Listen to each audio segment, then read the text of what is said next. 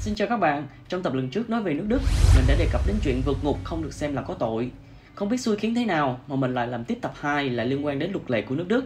Các bạn đang xem thì nhớ nhấn like và theo dõi để ủng hộ mình có thêm động lực làm tiếp nha. Và trong tập này, mình sẽ đề cập đến vấn đề người xem tai nạn hay quay phim chụp hình các vụ tai nạn ở Đức sẽ bị phạt như thế nào các bạn nhé. Khi mình đi trên đường thì không ai mong là tai nạn sẽ xảy ra. Lỡ như tai nạn có xảy ra thì việc cần thiết vào lúc đó là cứu hộ cứu nạn phải làm sao nhanh chóng nhất có thể, phải không ạ? Thế nhưng ở nhiều nước trên thế giới thì khi chúng ta thấy có tai nạn xảy ra thì rất là nhiều người dân hiếu kỳ dừng lại quan sát cũng như là quay phim chụp hình, thậm chí là livestream để đưa lên mạng xã hội. Và mình thấy đây là một trong những hành động không nên làm và rất đáng xấu hổ. Hành vi không đẹp này không chỉ gây cản trở việc cứu hộ cứu nạn mà còn vi phạm nghiêm trọng đời sống riêng tư của người không may mắn gặp phải tai nạn đó.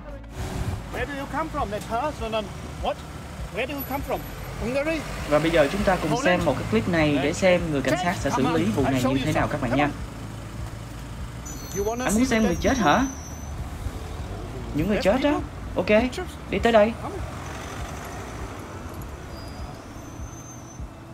Anh ta đang nằm ở đó, anh muốn xem anh ta không? Không hả? Anh không muốn xem anh ta, nhưng tại sao anh lại chụp hình?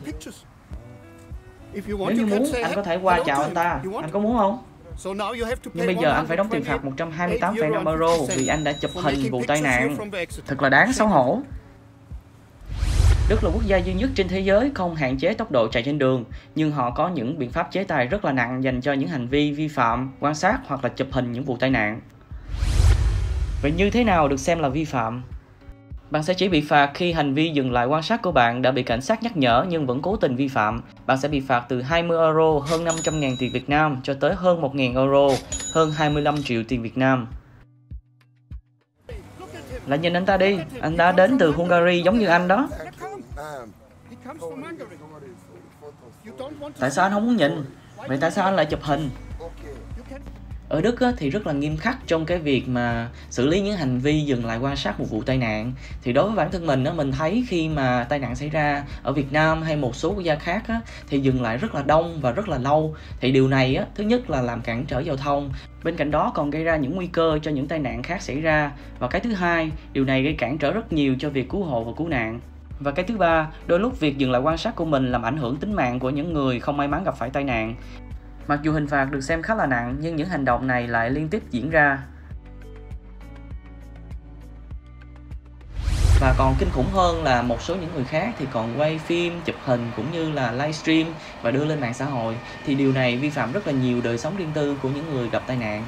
Và mình nghĩ là lỡ như gia đình của những người không may mắn gặp phải tai nạn đó mà xem phải những video clip đó, những hình ảnh đau lòng đó thì nó càng đáng buồn hơn như thế nào. Chính vì vậy thì mình nghĩ cái việc mà phạt những cái hành vi như thế này thực sự là thích đáng. Như trong tình huống mà các bạn vừa thấy thì người đàn ông đó bị cảnh sát phạt 128,5 euro. Nhưng mà từ ngày 1 tháng 1 năm 2021 thì ở bên Đức người ta quy định càng khắt khe hơn và mức vi phạm hành chính có thể là lên tới 1.000 euro là tương đương khoảng tầm hơn 25 triệu tiền Việt Nam.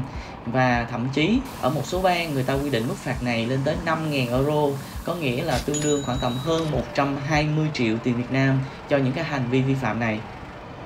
Và đây là số tiền phạt rất là lớn phải không các bạn? Là nhằm vào hạn chế tối đa những hành vi tương tự có thể xảy ra trong tương lai. Bên cạnh đó thì ở bên Đức người ta cũng phạt những hành vi khi tài xế chạy vào lên đường bị cấm khi giải quyết những vụ tai nạn các bạn nha. Đối với hành vi không hỗ trợ cho việc giải quyết vụ tai nạn thì tài xế cũng sẽ bị phạt ít nhất 75 euro và một dấu trên bằng lái. Và theo quan điểm của mình, chắc chắn đây là một trong những cái luật lệ rất là hay mà các quốc gia khác có thể học hỏi để làm sao hạn chế tối đa những cái hành vi dừng lại quan sát cũng như là quay phim, chụp hình, thậm chí là livestream đưa lên trên mạng xã hội. Và đây là những hành vi rất là xấu và rất là xứng đáng để nhận những cái hình phạt tương ứng.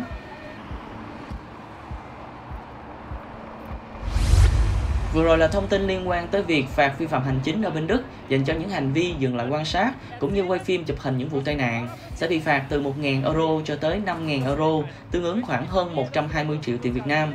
Và Đô đã hy vọng là thông tin vừa rồi đã thật sự hữu ích và thú vị dành cho các bạn. Hy vọng các bạn sẽ nhấn like, chia sẻ cũng như theo dõi kênh Nadiro đó để tiếp tục ủng hộ mình các bạn nha.